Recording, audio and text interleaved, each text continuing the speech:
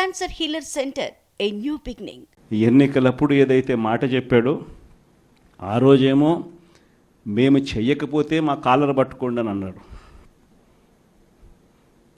మరి ఈరోజు ప్రజలు కాలర్ పట్టుకుంటారేమో అని చెప్పి భయపడి రెడ్ బుక్ రాజ్యాంగం నడుపుతూ ఉన్నారు.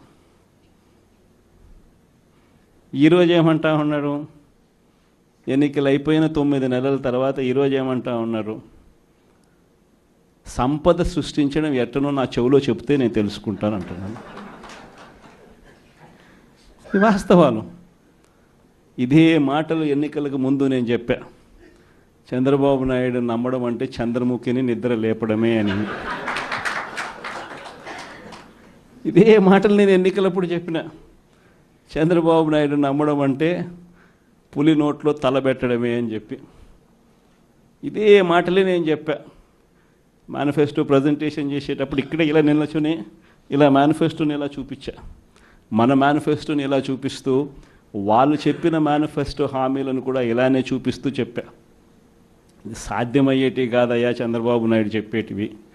రాష్ట్రానికి సంబంధించిన బడ్జెట్ ఇది, మనం చేస్తూ ఉన్న బటన్లు నొక్కే కార్యక్రమం ఇది, దీనికే ఇంత డబ్బు ఖర్చు అవుతుంది.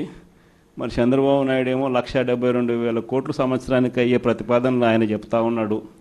సూపర్ 6లు మోసము, సూపర్ 7లు మోసము అని చెప్పి చెబుతూ మనమేం చేయగలుగుతాము అన్నది కూడా ప్రజలకు అర్థమయ్యేట్టుగా కూడా మేనిఫెస్టో సందర్భంగా కూడా చెప్పడం జరిగింది.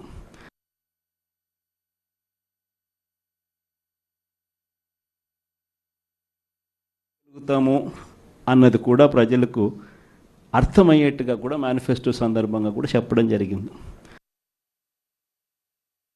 వీళ్ళు వెనక్కి తిరిగి మళ్ళీ అదే రోజుకు మళ్ళీ తిరిగి వెళ్ళి కనీసం ఇలా జరుగుతుందని తెలిసి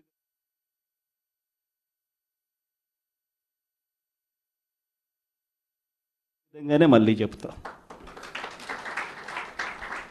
ఎందుకనంటే రాజకీయాలలో విలువలు, విశ్వసనీయత అన్న పదానికి అర్థం అది. ఎన్నికలు ఎప్పుడొచ్చినా కూడా అదే విలువలు, అదే విశ్వసనీయత అన్న ఒకే ఒక్క పదం మీద మళ్ళీ వైఎస్ఆర్సీపీ మళ్ళీ అఖండ మెజారిటీతో మళ్ళీ గవర్నమెంట్.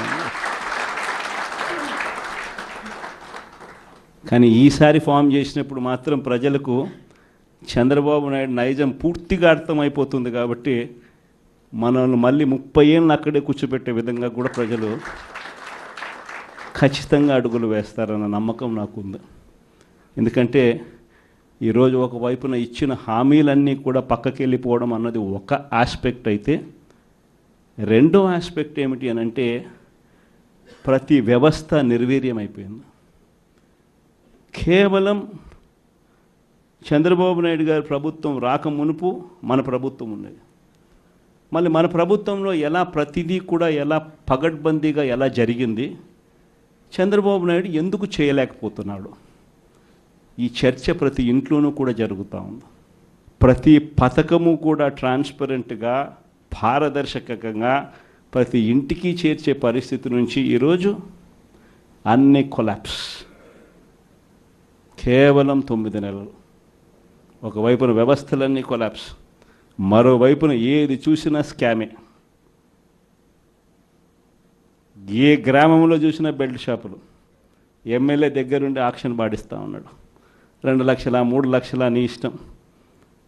ఆ 2 లక్షలు కట్టడానికి పోలీసులు సపోర్ట్ చేస్తారు, దగ్గరుండి మద్యం అమ్మేట్టుగా. ఎంఆర్పి రేటుకు వాళ్ళు కొనుక్కుంటారు, ఎంఆర్పి రేటు ప్లస్ వీళ్ళ ప్రాఫిట్ వేసుకొని వాళ్ళు అమ్ముతారు. ఏ గ్రామంలో చూసినా కూడా, ఏ బంకులో కూడా ఈరోజు మద్యమే కనిపిస్తూ ఉంది. మొట్టమొదటిసారిగా గవర్నమెంట్ నడుపుతా ఉన్న మద్యం షాపులను తీసేసి ప్రైవేట్ వాళ్ళని తీసుకొచ్చేసినారు. ఇసుక ఎక్కడ పడితే అక్కడ డబల్ ద రేటుకి అమ్ముతూ ఉన్నారు. ప్రతి నియోజకవర్గంలోని పేకాట క్లబ్బులు ఎక్కడ పడితే అక్కడ కనిపిస్తూ ఉన్నాయి. ప్రతి నియోజకవర్గంలో ఏ పని జరగాలన్నా కూడా, ఫ్యాక్టరీ నడపాలన్నా, ఆ నియోజకవర్గంలో మైన్ ఒకవేళ చేస్తూ ఉంటే చేసుకోవాలన్నా, ఏదైనా కూడా నాకింత నీకింత అని ఎమ్మెల్యే దగ్గర నుంచి మొదలైతే చంద్రబాబు నాయుడు దాకా పంచుకోవడాలి. ఇవన్నీ కూడా ఏ స్థాయిలో జరుగుతూ ఉన్నాయనంటే నిజంగా ఈరోజు వైఎస్ఆర్సీపీ పార్టీ కానీ వైఎస్ఆర్సీపీ ఎమ్మెల్యేలు కానీ ఈరోజు నిజంగా చాలా మంచోళ్ళ కింద కనిపిస్తూ ఉన్నారు ప్రజలకు. ఆ స్థాయిలో కేవలం 9 నెలల కాలంలోనే ఇంత దారుణంగా పడిపోయినాయి. Cancer Healer Center, a new beginning.